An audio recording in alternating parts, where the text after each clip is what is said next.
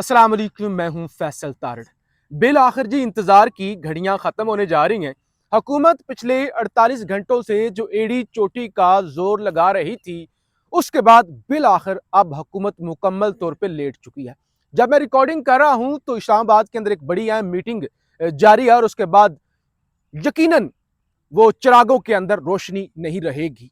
आज पीटीआई को एक बहुत बड़ी फतह भी हुई है। वो फतह जो शायद बहुत पहले हो जानी चाहिए थी, बहुत पहले ये फैसले हो जाने चाहिए थे, जो आज नए नए जो कामयाबी जो है वो अचकजई एंड कंपनी के हिस्से में आई है। इस हवाले से भी बात करनी है। और फिर आज जो कौमी असम्बली से, सेनेट से चंद मिनटों के अंदर इतनी अहम कानून साजी हो गई और किसी को पता भी नहीं कि पाकिस्तान के अंदर हो क्या गया। यानी फील्ड मार्शल आसिम मुनीर साहब को जो नई ताकत आप कह सकते हैं दे दी गई है, वो इससे पहले शायद ही किसी भी फौजी सरबराह को ताकत दी गई है। तो मुख्तसर जरा बात करेंगे, उसके बाद पीटीआई के एक बड़े इंतहाई ये कहते हैं एक्टिव कारकुन वो भी हमारे साथ होंगे, जरा उनसे भी फीडबैक लेंगे और उनके जज्बात भी जानेंगे कि आखिर हो क्या रहा है और ये हवाओं का रुख जो तब्दील हो रहा है, इस पे पीटीआई का जो नजरियाती वर्कर है वो क्या समझते हैं। नंबर वन जो बात हुई है, इस वक्त मोहसिन नकवी और शहबाज शरीफ साहब की मुलाकात जारी है। आज सुप्रीम कोर्ट से वो दरखास्त तो वापस लेनी पड़ गई थी, जाहिर है क्लास लगी है अच्छी खासी। और जाहिर है इसके पीछे जो मैं पहले दिन से आपको बता रहा था, बाऊजी हैं। और बाऊजी से भी ज्यादा जिसको ज्यादा तकलीफ थी कि खान अस्पताल मुंतकिल ना हो जाए, वो थी मरियम नवाज।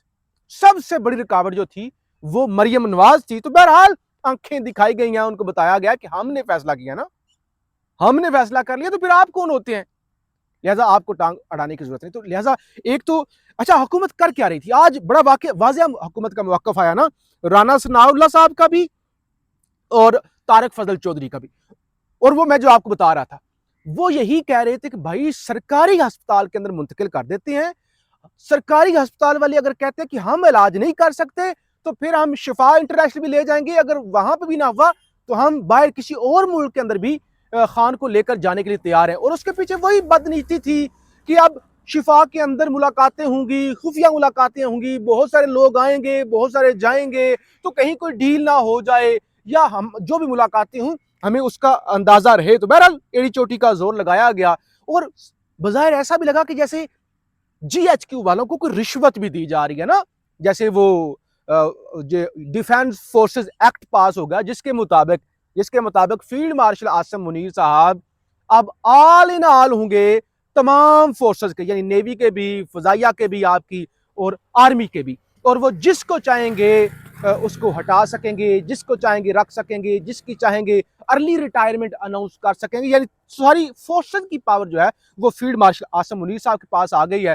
पीटीआई ने, अचकजई साहब ने एतराज किया, मुसवदे की कापियां दी नहीं गई, इंटरनेट बंद कर दिया गया था, सहाफी गैलरी के अंदर मौजूद थे तो वहां पे टीवी की केबल ही तार ही उतार दी गई थी। नंबर वन तो ये चीजें होगी। बहरहाल उसके बावजूद जो मुस्तरद खबरें आ रही हैं, और जाहिर है अब क्योंकि वैसे भी कुछ चंद घंटे बाकी रह गए हैं तो इन्हें अदालत के मामले में, क्योंकि अदालत के फैसले का जो है वो टाइम अब गुजर रहा है, तो अब ये फैसला कर लिया गया कि बेआखिर आज रात, अब से कुछ देर के बाद इमरान खान साहब को अस्पताल मुंतकिल कर दिया जाएगा। बैरिस्टर गौर साहब बड़ा जोर लगा रहे थे, उन्होंने भी कहा कि मुझे उम्मीद है कि आज मुंतकिल कर दिया जाएगा। सबसे बड़ी पेशरफ तो यही है जो आज शायद कम डिस्कस हो, क्योंकि खान अस्पताल मुंतकिल हो जाएंगे, फिर लोग यही डिस्कस कर रहे होंगे जो जमीयत उलमा इस्लाम यानी मौलाना फजल रहमान साहब का और तहरीक तहफ़्फ़ुज़ यानी पाकिस्तान, यानी जिसके अंदर अचकजई साहब भी हैं, अल्लामा राजा नासिर अब्बास साहब भी हैं और पीटीआई भी है, इनका इत्तेहाद हो गया है, एक पेज पर आ गए हैं। इससे पहले कहा जा रहा था नहीं जी वो गारंटी दें, तहरीरी एग्रीमेंट करें, मौलाना फजल रहमान साहब कह रहे थे कि इसके बदले में हमें क्या मिलेगा।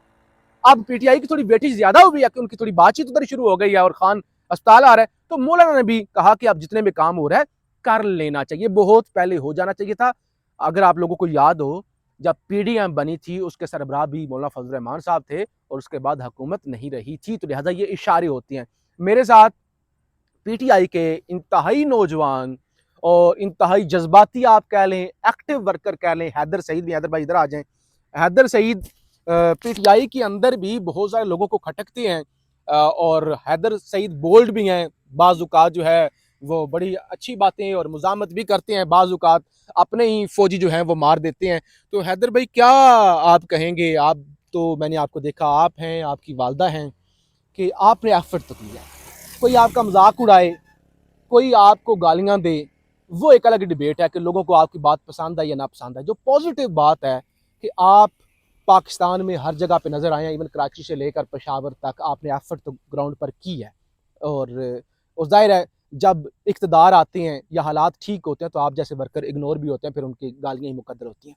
क्या ये खान को अभी जो अस्पताल मुंतकिल किया जा रहा है और इससे पहले जो 48 घंटों से नहीं किया जा रहा था, इस पर क्या आपका यानी जज़्बात हैं? शुक्रिया फैसल भाई, आपने इतना मतलब अ, हौसला अफ़ज़ाई की है, अल्फ़ाज़ लिखे बोले हैं। ख़ान साहब को ये पहले ही शिफ्ट कर देना चाहिए था, क्योंकि देखें जिस तरह ख़ान साहब को 3 साल इन्होंने मेंटली टॉर्चर दिया। ख़ान साहब के अगर पैगाम उठा कर देखें, मैं हमेशा ख़ान साहब के पैगामात का ज़िक्र करता रहा हूँ। ख़ान साहब ने हमेशा कहा है कि मुझे आइसोलेशन में रखा हुआ है, कैद-ए-तन्हाई में रखा हुआ हुँ, है, हुँ, हुँ। और कैद-ए-तन्हाई जिस्मानी तशद्दुद से बदतर होता है। हाँ, बिल्कुल। और जो 2 दिसंबर का अगर आप पैगाम निकाल कर देखें, उससे पहले मुलाकात करवाई गई थी 4 नवंबर को। हाँ, 28 दिन ख़ान साहब को आइसोलेशन में रखा था।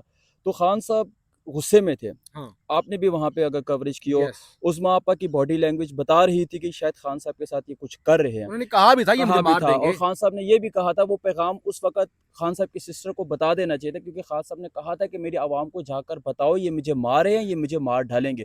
और इसी दौरान ख़ान साहब की एक आँख का भी मसला आ गया था, ख़ान साहब को लेकर भी गए। फिर आ जाते हमारा देखिए 8 फरवरी आ गया, हमें फिर 8 फरवरी के पीछे लगा दिया गया कि 8 फरवरी से डिस्ट्रैक्शन, लेकिन एट द एंड क्या हुआ, ख़ान साहब तकलीफ़ में रहे हैं। हुँ, हुँ, ये पहले ही मुंतकिल कर देना चाहिए था। कोई किसी मतलब कोई क्रेडिट लेना चाहता है, क्रेडिट इसमें किसी का नहीं जाता। ये सिर्फ़ और सिर्फ़ ख़ान साहब का सब्र है, हुँ। खान साहब का हौसला है, खान साहब की कुर्बानी है कि 3 साल खान साहब ने इन लोगों की जेल बर्दाश्त किया। वरना हाँ। नवाज़ शरीफ था, वो तो 1-2 महीने में चला नहीं, वो गया तो था। 6 महीनों में। 6 हाँ। वो तो 2 महीने उसने सख्त बर्दाश्त की होगी, ज़्यादा से ज़्यादा 2 महीने नहीं, की नहीं, होगी। उनके तो एसी लगे हुए थे, बेड पड़े ऐसे हुए होते थे। थे, लेकिन जो सख्त बर्दाश्त की थी नवाज़ शरीफ के उस मुशर्रफ के दौर में अटक में, 4 महीने। 1 या 2 महीने, बाकी तो अब नरमी हो गई थी, हुँ। एनआरओ हाँ। उसने कर लिया था। बाकी मरियम के आपके सामने कैसे जेल है, ज़रदारी कहता है कि मैंने कितने साल जेल काटी है, उनको पता है कि वो जेल के दौरान वो बच्चे भी पैदा करते रहे हैं, वो बाहर हुँ। भी जाते रहे हैं, उनको सब कुछ मिलता रहा था।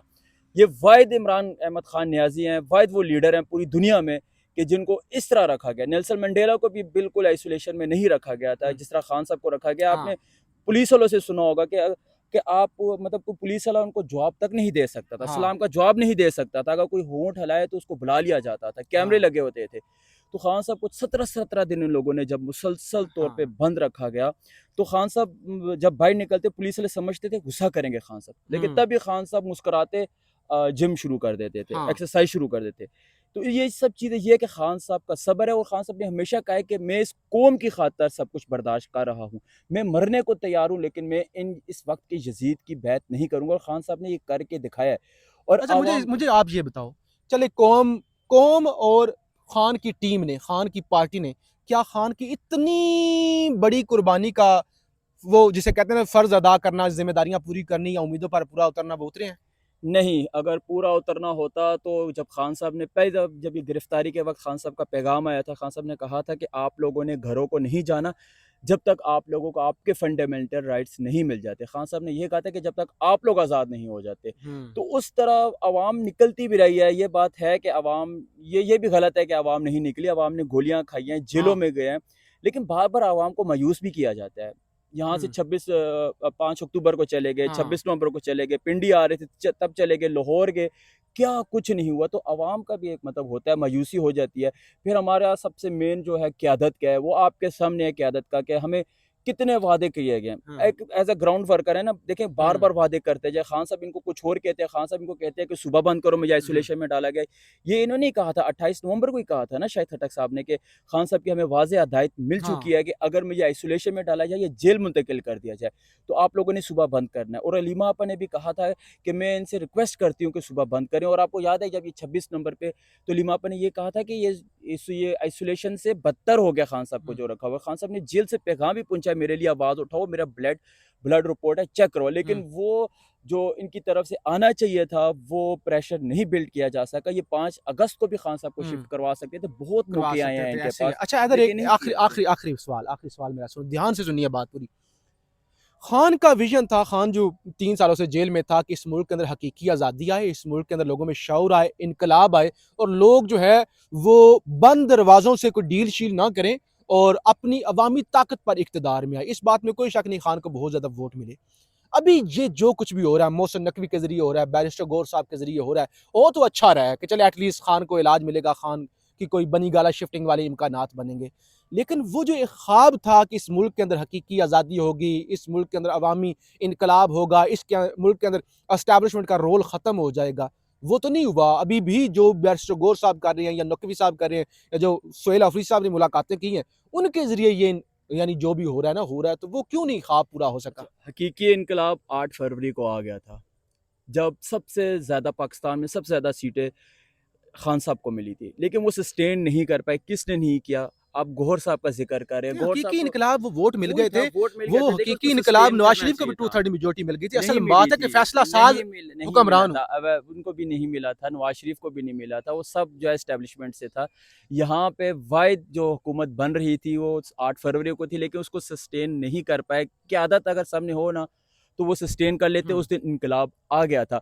अभी जो भी मुलाकातें हो रही हैं व्हाट्सोएवर, लेकिन सबसे मेन है खान साहब किसी तरह बाहर आ जाए, खान साहब की आवाज़ आ जाए, जो भी होगा देख लिया जाएगा। हाँ, जिस ये तरह खान इनकलाब साहब के चक्कर में लगे रहे तो फिर ये लेकिन इन्होंने खान साहब को देखे बचाना बहुत ज़रूरी है। खान साहब सिर्फ पाकिस्तान के लीडर नहीं है, खान साहब उम्मत ये बात ठीक मुस्लिमा है। के लीडर है, ये मानना चाहिए। जिस तरह आप हम देखिए ईरान को आइसोलेट कर दिया है। हाँ, अब ये 3 मुस्लिम ममालिक एक साथ हो गए हैं, तुर्की, सऊदीया, पाकिस्तान। तो ईरान को भी साथ शामिल करना चाहिए था ना। खान साहब की यही हमेशा जद्दोजहद रही है, ईरान और सऊदीया साथ रहें। साथ रहे। तो अब देखिए वहाँ पर ईरान में भी लोग खान साहब के लिए दुआ करते हैं, फ़लस्तीन में भी खान साहब के लिए दुआ करते हैं, हर जगह पूरी दुनिया में खान साहब के लिए दुआ आ रही है। तो सबसे ज़्यादा ज़रूरी है खान साहब का बाहर निकलना।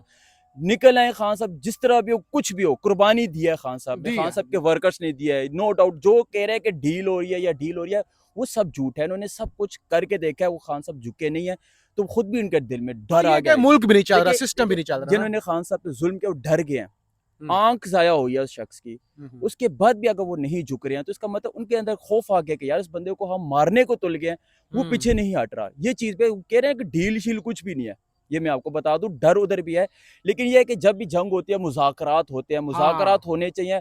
अगर सलाउद्दीन अय्यूबी और क्रूसेडर्स की निकाल के देखें, जो वार्स होती रही है, उसमें जंग से पहले भी मुज़ाकरात होते थे। हम हमेशा कहते हैं, मुझे तो इंतशारी बना दिया जाता है, मैं हाँ, कहता हूँ यार मुज़ाकरात होते हैं, लेकिन मुज़ाकरात के लिए आपको उनको टेबल पे लाना पड़ता है। हाँ, उसके लिए आपको अपनी टेबल ताकत पे शो करनी होगी। मज़ामत दिखानी पड़ती है। जब हाँ, तक आप उनको मज़ामत नहीं दिखाएँगे, तब तक आप उनको टेबल पे नहीं ला सकते। अगर अगर अभी भी कोई टेबल पे है, 17 सितंबर तक हमारे पास जैसे वक़्त है, खान साहब को अल्लाह करे आज शिफ्ट कर दिया जाए, और जिस तरह खान साहब के वर्कर्स हैं, कोई भी वहाँ पर नहीं जा हुँ। रहा है, जिस तरह ये चाह रहे थे कि वर्कर्स वहाँ पर पहुँच हाँ, जाएँगे। बड़ी मैच्योरिटी लेकिन दिखाई है वर्कर देख ने। लेना 17 सितंबर तक भी आपको हमारे वर्कर्स नज़र नहीं आएँगे, लेकिन नून लीग कुछ कर सकती है। इस्लामाबाद पिंडी में आपने शुरू में बता दिया कि सबसे अल्हम्दुलिल्लाह मैं एक्टिव हूँ। हाँ, मैं सिर्फ 7 बजे अडयाला से आते हुए हुँ, बस वो वीडियो दिखाई थी, उसके बाद मैं नहीं गया। ना ही हुँ। मेरे घर में से कोई जाएगा, मैं भी आपको बता रहा हूँ। नहीं कोई वो अगर आ मजबूरी हो आ तो बंदा आ जा सकता आपके है। खिलाफ तो जो आप लोगों को ठोकते हैं तो फिर वो लोगों ने भी तो अपना स्कोर सेटल करना था। फैसल बहरहाल भाई सुनिए, मैं कह रहा हूँ अगर मजबूरी के तहत चला गया वो अलग बात है, फैमिली में वो होगा, हाँ, लेकिन मैं आपको ये आपके प्रोग्राम से बता रहा हूँ कि इस्लामाबाद पिंडी से हमारे कोई वर्कर नहीं आएंगे। हुँ, अगर कोई वर्कर वहां पर मतलब जमघेटा होता है, जिस तरह इन्होंने ढियाला हाँ, के हाँ। बारे भी किया था, वो होंगे इन लोगों के, हुँ। क्योंकि 17 सितंबर तक हमारे पास टाइम है। 17 के बाद पता चलेगा कि आगे क्या पेशरफ्त होती है। चलें, बहुत शुक्रिया, आपने हैदर सईद को सुना। आप इस नौजवान से इख्तिलाफ़ रखें, पसंद करें, नापसंद करें। अभी जो भी मैंने सवाल पूछे, जो भी बात हुई, तो उसने दलील के साथ बात की, हवा के अंदर नहीं मारे। तो लिहाज़ा नौजवानों को सुनें, नौजवानों को यानी अगर वो तल्ख़ सवाल पूछते हैं ना, तो तल्ख़ सवालों के जवाब दिया करें और दूसरी तरफ नौजवान भी ज़रा बर्दाश्त पैदा करें कि अगर आप ट्रोल करते हैं, तो फिर थोड़ा बहुत आप भी बर्दाश्त किया करें। बाकी खान को मुंतकिल किया जा रहा है, उम्मीद है मुंतकिल कर दिया जाएगा, फिर आपको अपडेट करेंगे, फीडबैक ज़रूर दीजिएगा। पाकिस्तान ज़िंदाबाद।